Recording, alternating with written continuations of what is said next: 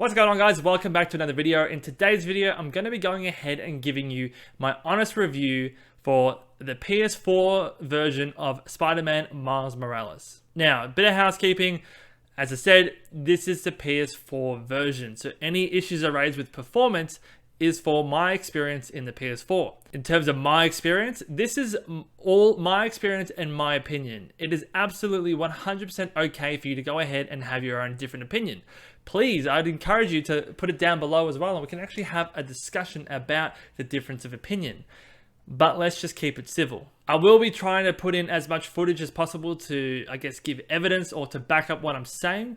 And the footage you'll be seeing is taken directly from my stream. Now, if you want to watch me on stream, I stream to YouTube, Facebook, and Twitch all at once. All those social links are down in the description below. And if you like the review, can you please go ahead, like, comment, subscribe, all that good stuff.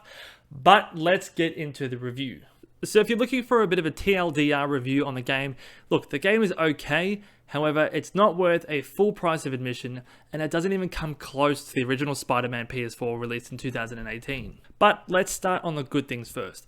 First of all, Miles Morales is fantastic. There is a huge and very real and organic story arc and progression from his character from when you see him in 2018 through to this game. You can see that he's matured and he's fitting into the Spider-Man role quite well.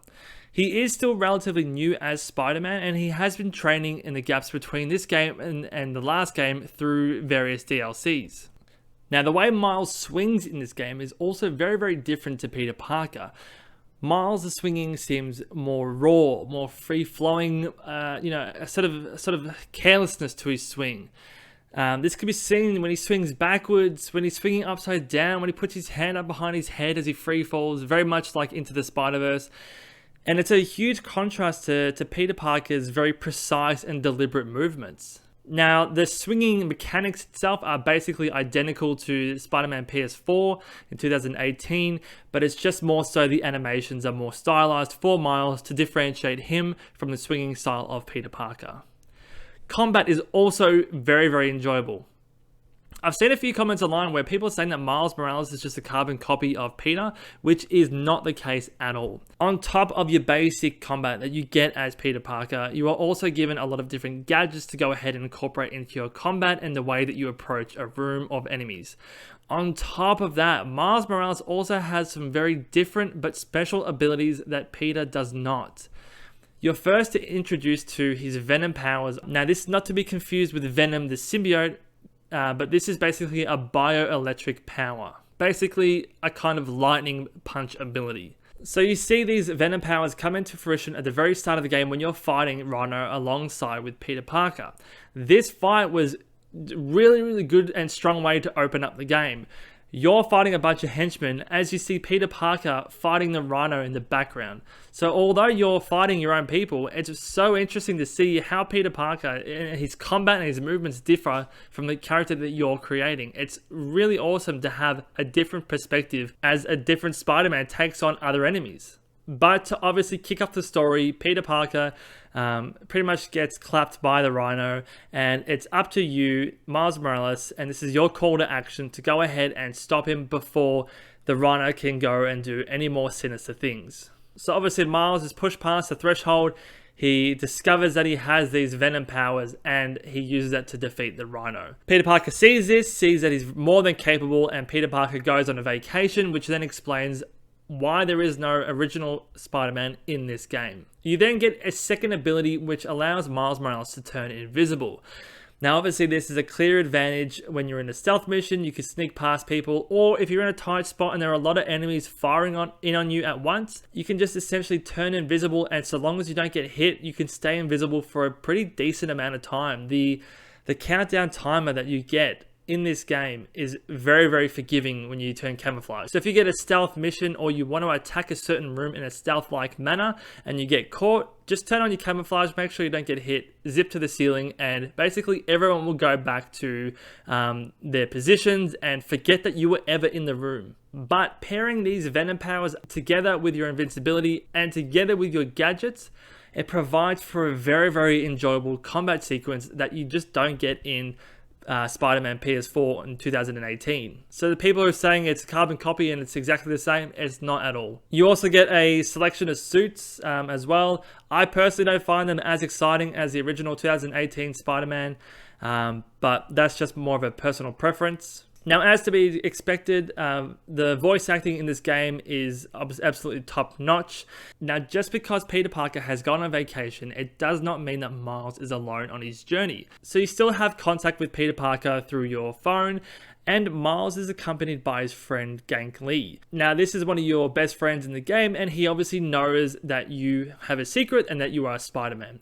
Now, he creates an app where citizens of the city can report crimes, and basically you as Miles Morales can open your phone, open the app, and see what crimes are taking place at this point in time. Basically, it's a clever way for you to do sort of side missions. For the completionists out there as well, there are also a bunch of collectibles which are given to you fairly early on in the game. Nothing too exciting, it's just more going to a point on the map and clicking something and then the collectibles collected, and that's it. So those are pretty much overall my positives. The combat's great, swinging is great, Miles is fantastic. His approach to being Spider-Man is very different to Peter's. You can tell he's still unsure. So I really liked his portrayal in the game, and I really liked seeing the progression of how he's growing into the role as Spider-Man. So those are my positives. Now I'm going to get into the negatives. Now please, as well, keep in mind that these are my opinions. If you have a different opinion, by all means leave it in the comment section below.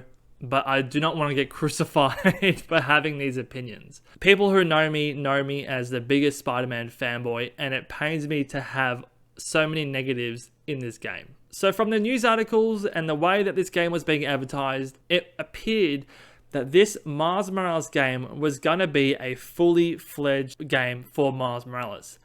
Something like a 2018 Spider-Man game, but with Miles Morales being the lead character.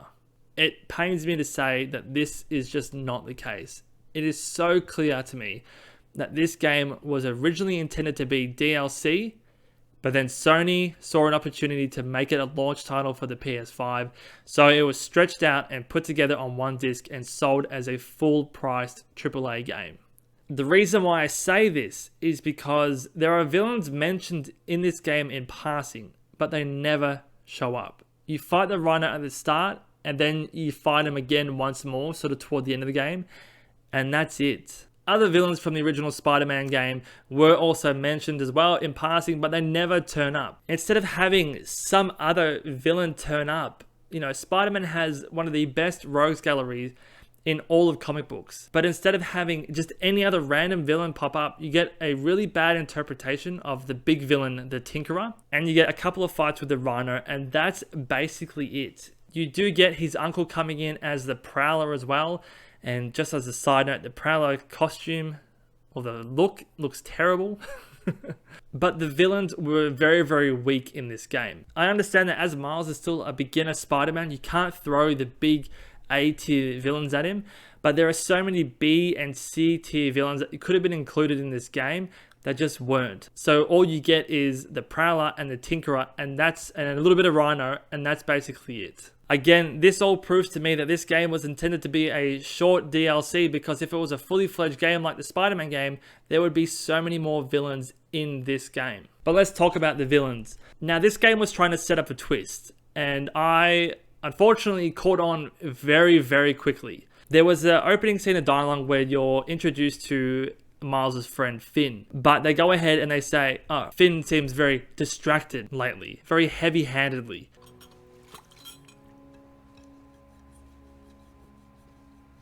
So, what's going on with you? What do you mean? You seem, I don't know, distracted. Want to talk about it? Distracted? Not tonight. They tell me they're setting her up to be the Tinkerer, man. Hey. I actually said in my stream, I bet she's the Tinkerer. Then you get to the bridge scene where Miles and the Tinkerer are fighting, and as they were about to go ahead and reveal who the Tinkerer was, I was basically talking to my chat saying I have a very strong suspicion that it's his friend Finn, and they're doing a very, very bad job of hiding it. And just as I was saying that, it was revealed that the Tinkerer was in fact Finn, or someone else in these. They've already said that one of his friends looks distracted. I'm like, oh, there we go. It is her. Right as I was saying it. They wouldn't go ahead and reveal this an hour in if the game was 15 plus hours. Now let's get into the length of the game. Another negative of this game is it's short, like really, really short. I don't mind paying a full price for a game that is short, but that game then needs to be gripping and engaging for every short minute that's there. There shouldn't be a reliance on artificially elongating or extending gameplay through stupid collectibles or giving the player busy work with no substance that adds nothing to the game. After starting a new game and playing for 3 hours, the game settles at 26%. I only had 2 collectibles at this time. Then another hour and a half in, I was at 46%. So that's 4.5 hours in, I was already 46% of the way through. I then played for another 2 hours, so 6.5 hours total of pure just story missions. I finished the game. It took me under 7 hours to finish the entire story of this game. Now, Spider-Man 2018, no, that wasn't a huge game either, but that was about 15 hours of story. Again, this game was marketed as being a AAA full title for Miles Morales, so I would have thought at least that there would have been at least 12 hours of story or gameplay here outside of normal side missions or collectibles. This only communicates to me more that this was intended for a DLC, possibly a 3-parter that only goes for about 3 to 4 hours per part, and then that's it. Now, one of the comments that people make is, if it's short, but if it's good, then it could be worth the retail price. I agree to some point, but you need to understand the way this game has been advertised. It has been advertised as a full-length, fully planned game for Miles Morales. There's a reason why people are comparing it to the 2018 game, because there was a public perception that this game would be the equivalent of the 2018 Spider-Man game, but for Miles. It's so clear, and I see so many people saying it's not a DLC, it's not a DLC. It absolutely was meant to be a DLC or it's an expansion, not a full-length feature game.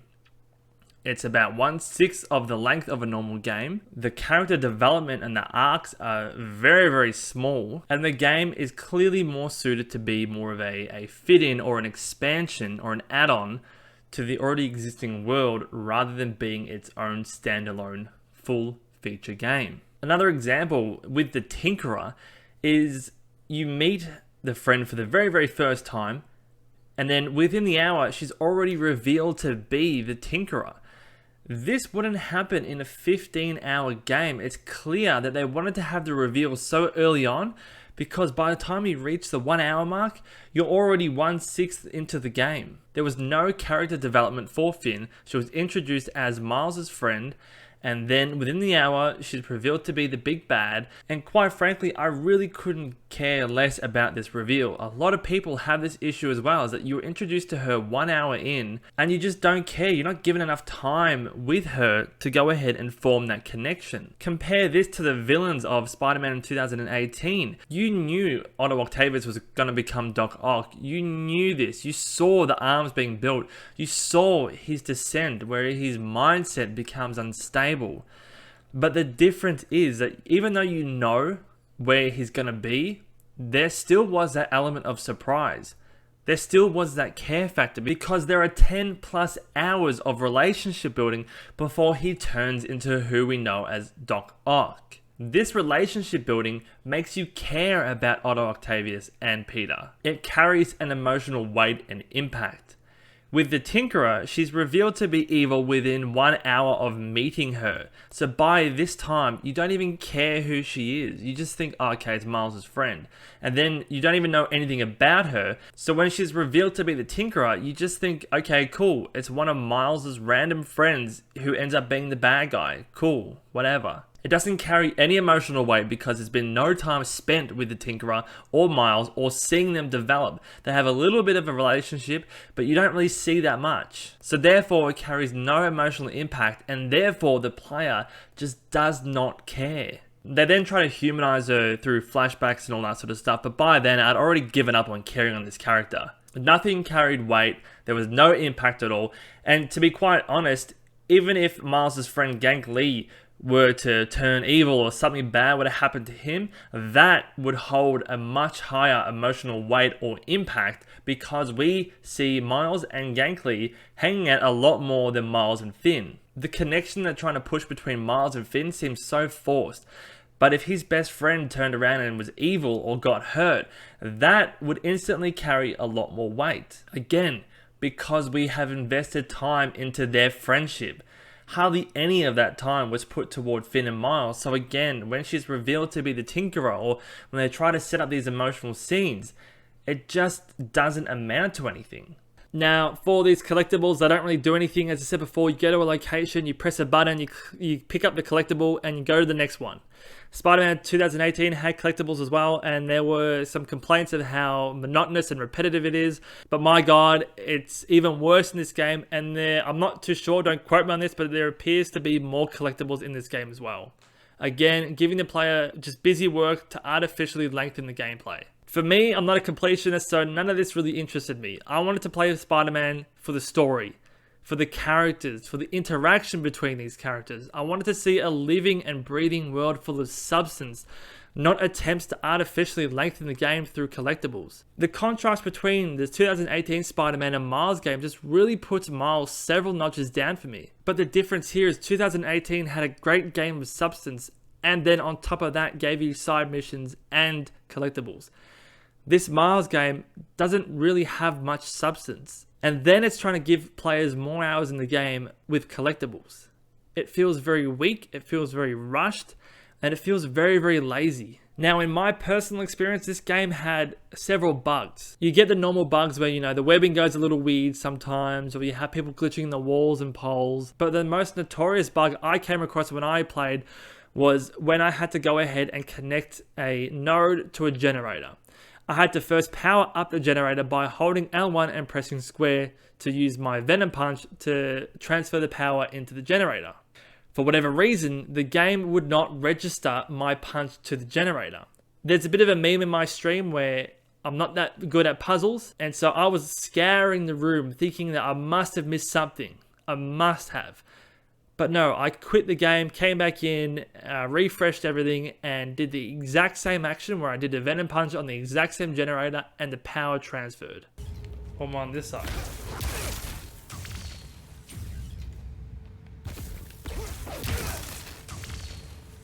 Okay, clearly it's not working.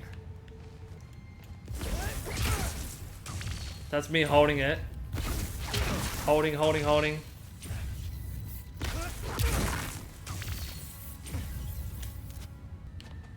Holy fuck, it's actually just punch this thing. L1 and square. L1 and square. Bruh.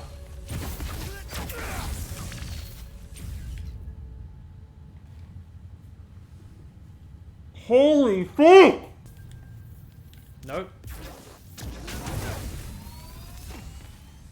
Holy shit. I did L1 and X. Accessing. Holy I can't hotwire the shutters, shit. but I Oh can my move machinery, god. like that crane. Maybe we I can did use L1 and that. I'll X look around. and it They worked, build engines but for their L1 and APCs square like in the there. game's telling me to doesn't work.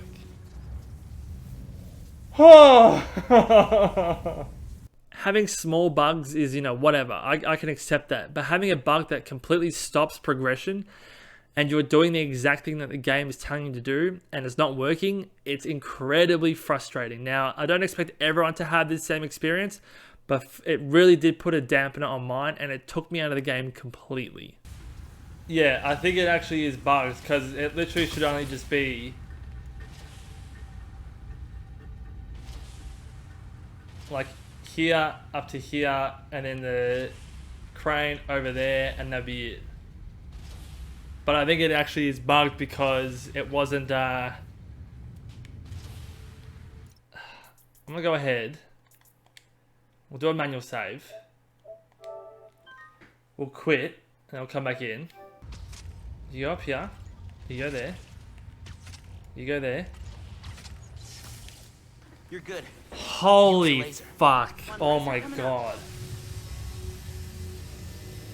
I told you, it wasn't that hard of a puzzle. Overcharge the engine. It was the fucking generator bugging out. Oh my god, what the hell? That's a shocking bug. I paid full price for this. Oh my god, what the fuck? In certain times of high stress where there's a lot of things going on, so you have venom power, you have guns, you have bombs going off, you have a lot of enemies, the PS4 just cannot handle the game. It was dropping frames like crazy, and I can only assume this would be more than handled on the PS5 given its increased power, but on the PS4, when there's a lot of enemies and a lot of things going off, it just struggled. You're relying on your spider sense and reactions. You need to have a good look at what's going on around you. You can't do that when you're playing at 10 to 15 frames a second. Now the mission variety, it was very, very formulaic. Basically, it can boil down to you going into some kind of lab or science area, you pick off the guards, you search for a wire, you either charge a generator or you power down a generator. You fight some bad guys, you leave the lab or the room, and then you rinse and repeat throughout the rest of the game. You get a few cutscenes in the middle, but basically all you're doing is swinging around the city. You're then going to a particular room, you're searching for wires, you power up, power down, fight a bunch of bad guys, and then you go back out. Again, I know I'm making a lot of comparisons to the Spider-Man 2018, but boss fights, mission variety, environments, there was so much variety in the 2018 game where, again, if you're making a comparison, this game just falls short. Now, I am making comparisons to the PS4 because it's kind of inevitable. It was advertised as being the 2018 version, but for Miles Morales. It was promised to be a fully fledged AAA title for Miles, and for someone who means so much to so many people just on a representation level, this game did not give Miles or his fans what they deserved. Miles has blown up in popularity thanks to Into the Spider-Verse. People have taken a much bigger interest in Miles now. He means so much to so many people, and it's so disappointing to see that he didn't get the same treatment as Peter did in the 2018 game. Even if you look at the game on its own merits, it's nothing special. It's completely mundane and it's entirely forgettable. The Tinkerer was not compelling in the slightest. The Tinkerer throughout the game goes from being your friend to being a villain, back to helping you in the science lab, back to being a villain, and then has a very, very predictable villain redemption story, which again, I predicted as well in the stream. Get them far away.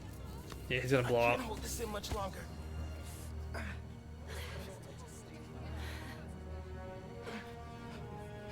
Oh, boys, here comes the big sacrifice moment. I've changed. I will not die a bad person. Where are you? Here comes the heroic sacrifice. They're doing it. Oh my god, now she's a fucking speedster. What the fuck is wrong? Oh my god. I can't. It's okay. I can't. Just let go. Let go.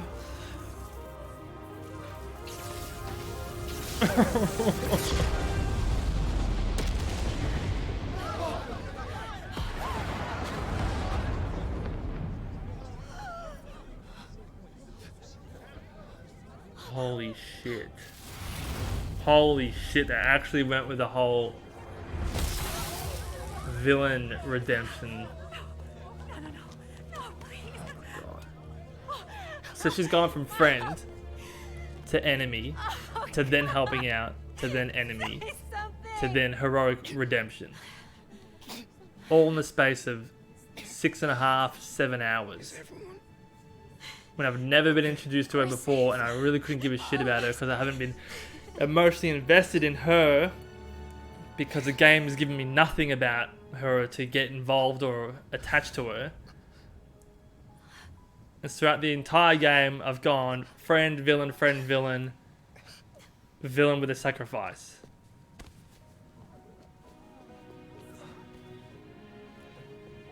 And we're meant to care. I care more of Genki turned villain, man. He's the boss. But it's just entirely disappointing and sad to see that for a character that means so much to so many people, it got this lackluster treatment. So overall, just to summarize my thoughts, I think the swinging is really good, the combat's really good, it provides a good contrast between Miles and Peter. I was disappointed in how they treated this game for Miles, especially the way it was advertised to consumers. I don't think we got anywhere near or close to what we were expecting or what we deserve as fans of Miles Morales and the Spider-Man franchise.